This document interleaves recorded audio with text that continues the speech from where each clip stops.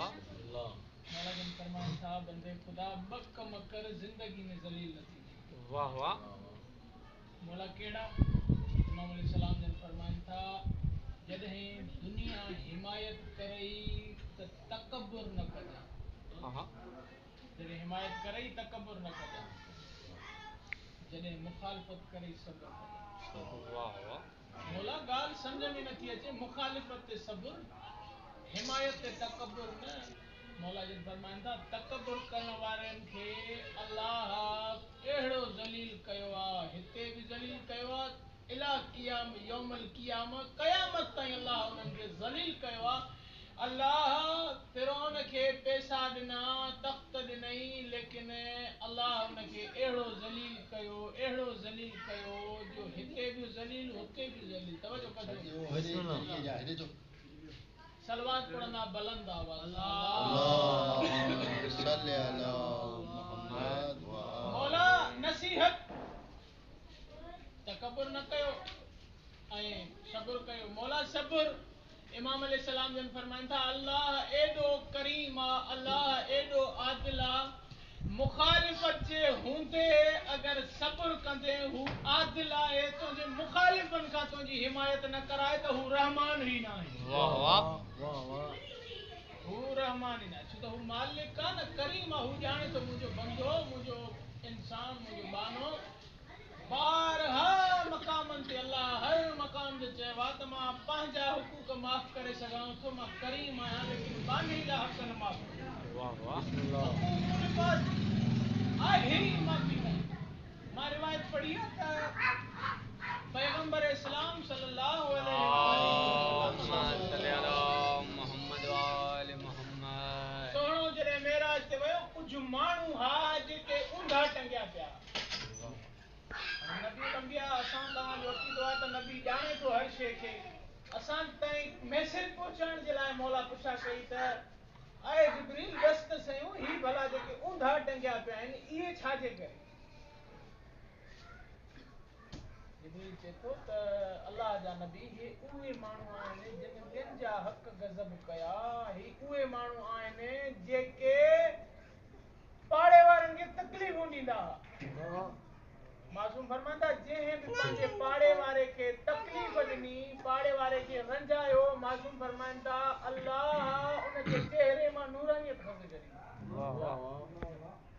ऐं मौला जन फरमाइनि था जेको बि माना पाड़े वारनि सां हुस्न इख़लाक़ न हलंदो क़यामत वारे ॾहाड़े उन्हनि जे चेहरे ते मासी न हिकिड़ो आबिद आहे इबादत गुज़ार वॾी इबादत थो करे अल्लाह जी हर मोड़ ते ऐं तस्बीह खणी खणी हथनि में तस्बीह जा निशान पइजी विया अथसि सजदा एॾा थो करे जो सजदनि जा निशान थी विया ऐं जॾहिं हू एॾी इबादत कयईं हज़रत मूसा अल्लाह जे नबी अलैहिस्सलातु वस्सलाम जो ॾिठो त ही त एॾो वॾो आबिद आहे वॾो इबादत गुज़ार आहे ही अल्लाह जो पोतल वली आहे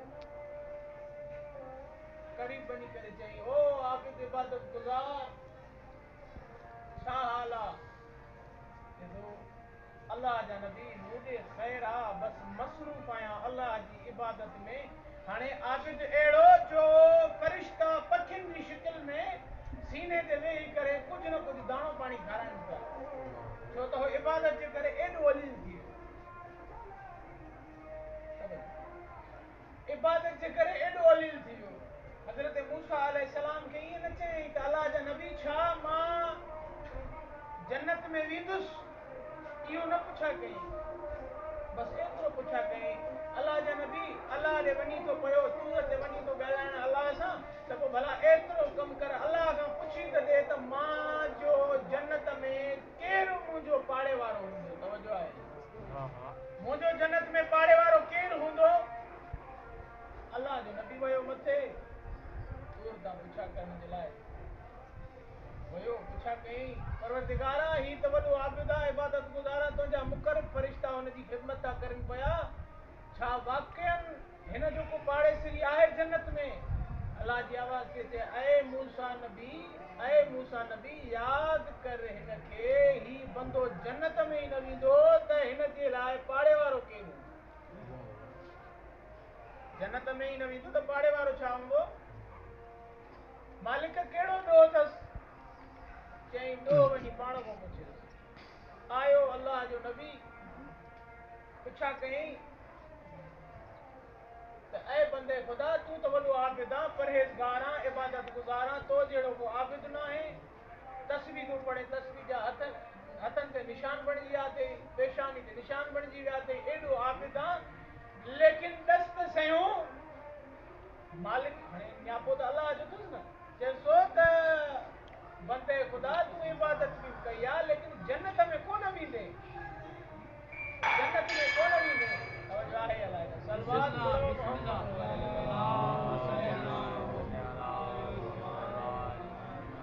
वरी बि सलवात पढ़ो मोहम्मद।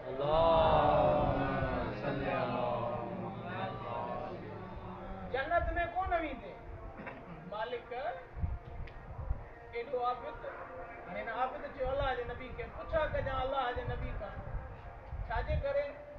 हाणे हिन ॿुधायो त जेको आहे अलाह जे हिन ज़ाहिद तक़वा त कंदो, इबादत कंदो, ज़ाहिरी नमाज़ बि पढ़ंदो, रोज़ो बि रखंदो, तमामु इबादत कंदो, लेकिन हिक कोताही हस जंहिंजे करे अलाह चए पियो मां जन्नत में दाख़िल न कंदोमांसि। तवजो आहे छा? मासूम फरमाईंदा इबादत करे त इबादत ते नाज़ बि न कर। छा कंदो? चई मां जंहिं बस्ती में रहंदो हुअसि, जंहिं कबीले में रहंदो हुअसि, उन कबीले में शराबी, व्याजी, चोर, ठग उहे माण्हू हुया। इन्हनि जे करे मां हितां हिजरत करे पहाड़ ते आयुसि त मां चयो मतां इन्हनि जे करे मूं ते बि सोहबत जो असर थी वञे, मतां मूंखे बि का अहिड़ी नेचर तबियत थी वञे जो मां बि इन्हनि अमलनि में, इन्हनि फेलनि में मसरूफ़ थी वञा। इन जे करे मां इबादत ई वञी ख़ालिक जे राज़ न्याज़ में पहाड़ ते थो कयां वञी। तवजो कजो, पहाड़ ते जॾहिं जे इबादत कयां थो, हाणे वियो मालिक खां पुछे थो हज़रत मूसा, मालिक हिन त ॻाल्हि इहा कई, अलाह जी आवाज़ ते चए मूसा हिन पंहिंजे लाइ सोचियो, मुंहिंजे बंदनि जे लाइ सोचियई न। हिन पंहिंजे लाइ सोचियो, मुंहिंजे बंदनि जे लाइ न सोचियई। हाणे एतिरे में ई अलाह जी आवाज़ ते चए मूसा मां बख़्शे छॾियोमांसि, हाणे ही जन्नत में बि वेंदो, तुंहिंजो पाड़ेसरी बि हूंदो। पुछा कयईं मालिक दस त सयूं, पहिरियां चई जन्नत न वेंदो, हाणे चए थो जन्नत वेंदो। मूसा हाणे बि वञी पाण पुछा करेसि। तवजो कजो, चई हाणे बि वञी पाण पुछा करेसि। जॾहिं अलाह जे नबी हुन खां पुछा कई, बंदे ख़ुदा पहिरियों अलाह चए पियो न वेंदो, हाणे चए थो वेंदो, कयई छा?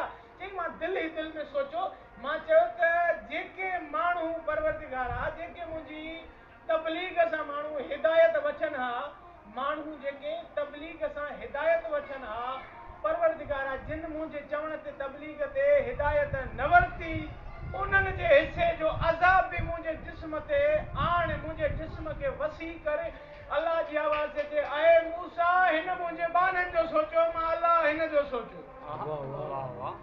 ऐ मूसा हिन मुंहिंजे बाननि जे लाइ सोचियो, मां अलाह हिन जे लाइ सोचियो।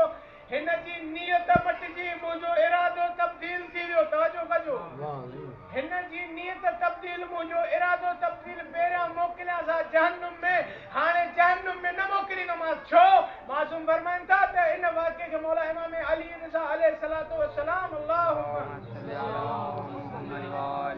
मौला जिन फरमाइनि था ओ बंदे ख़ुदा, इन वाक़े मां हिदायत हासिल करे शख़्स त केॾो बि आबिद हुजे, इबादत गुज़ार हुजे, नमाज़ी हुजे, परहेज़गार हुजे, लेकिन पाड़े वारनि सां हुस्न इख़लाक़ न अथसि त कंहिं कम जी इबादत कोन अथसि। छो त अलाह चए थो मां पंहिंजा हुकूक माफ़ करे सघां थो, लेकिन बाने जा हक़ नथो माफ़ करे सघां। तवजो आहे सलवात पढ़ो मोहम्मद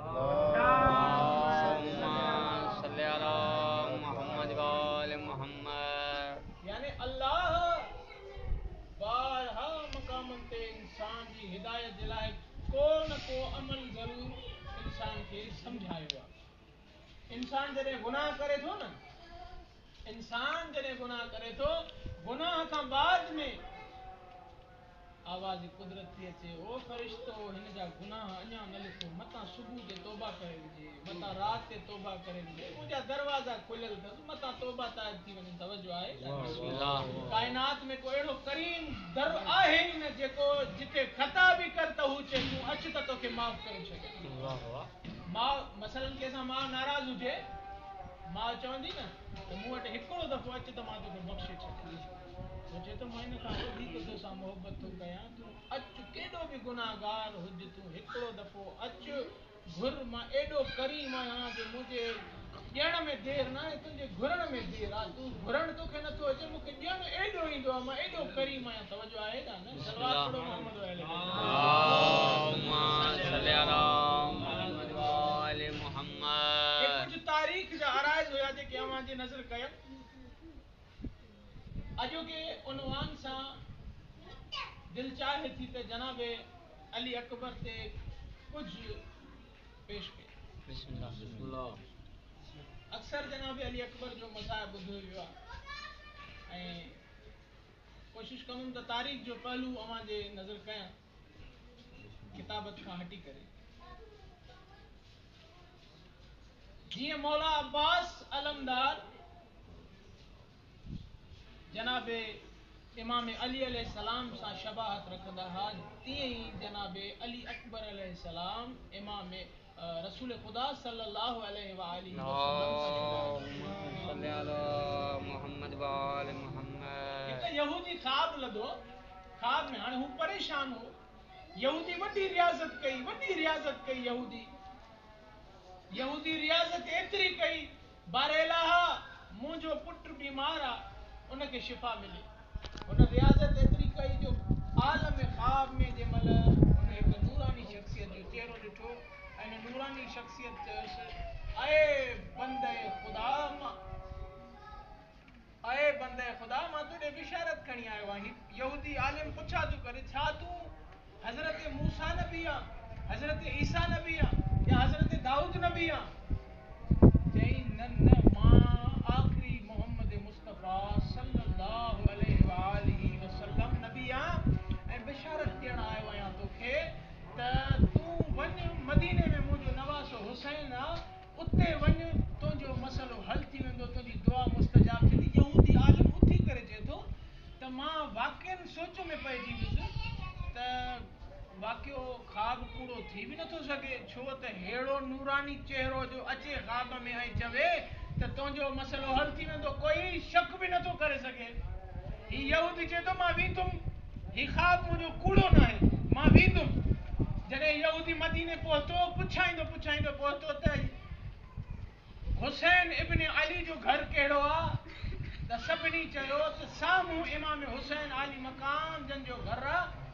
ऐं जॾहिं मौला जे हुज़ूर पहुता, इमाम आली मक़ाम जन जे साम्हूं आया ऐं चवण लॻा त ऐ हसीन ओ जमील, मां ख्वाब लधो त रसूल ख़ुदा सल्लल्लाहु अलैहि व आलिहि वसल्लम मुंहिंजे ख्वाब में आया आहिनि।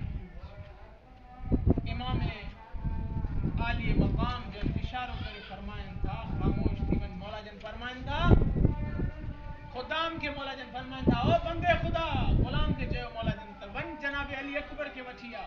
जॾहिं जनाब अली अकबर खे वठी आया, जनाब अली अकबर खे जंहिंमहिल वठी आया, उहो यहूदी आलिम ॾिसे थो पियो।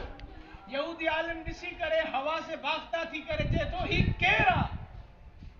इमाम हुसैन अलैहिस्सलाम जन फरमाइनि था, ही मुंहिंजो बचड़ो आहे, ही मुंहिंजो बचड़ो अली अकबर आहे। चई पोइ मां त को ख्वाब ॾिठो हो।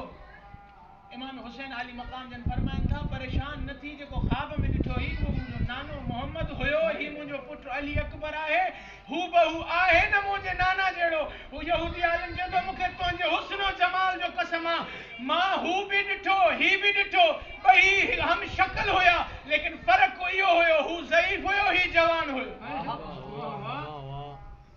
जनाब अली अकबर ऐं शुजात एतिरी, सखावत एतिरी जो अरबनि जो दस्तूर आहे। रावी चए थो अरबनि जो दस्तूर आहे त सदाईं हू पंहिंजे महिमान खाने ते घर में बाहि रोशन कंदा हुआ त को मुसाफ़िर अची करे कुझु न कुझु असांजे दस्तरखान तो मुस्तफ़ीद थी वञे, इस्तफ़ादो हासिल करे। ऐं माण्हुनि जा कुझु पहर चराग बरंदा हा। रावी चए थो जनाब अली अकबर जा 24 कलाक इहो चराग बरंदो रहियो। 24 कलाक इन दस्तरखान ते माण्हू मुसाफ़िर ईंदा रहिया।